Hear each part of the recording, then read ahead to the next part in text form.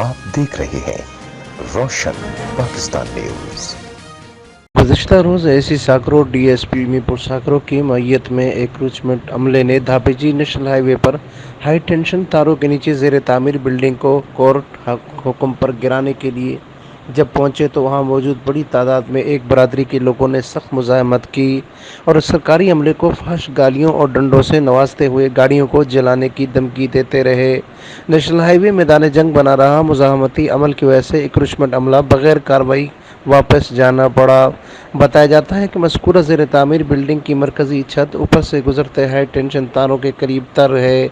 यहीं कुछ अर्सा कबल काम करते मजदूरों को हाई बिजली वोल्टेज की शॉक का भी सामना करना पड़ा है, तो दूसरी तरफ बारिश के मौके पर मज़कूरा बिल्डिंग करंट के ज़ेर असर रहती है।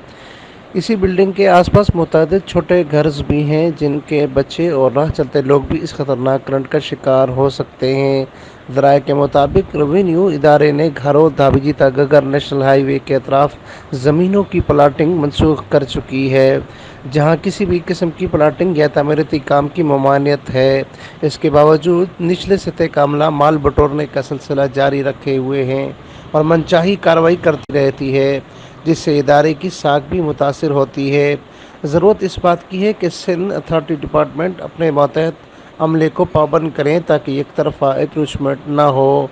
अव्वल रोज़ से ही तामीराती काम को बंद किया जाए ताकि मुकम्मल तामीराती काम के बाद स्ट्रक्चर को गिराने पर किसी को तकलीफ़ ना हो। अमीन फ़ारूकी, रोशन पाकिस्तान न्यूज़, सिंध।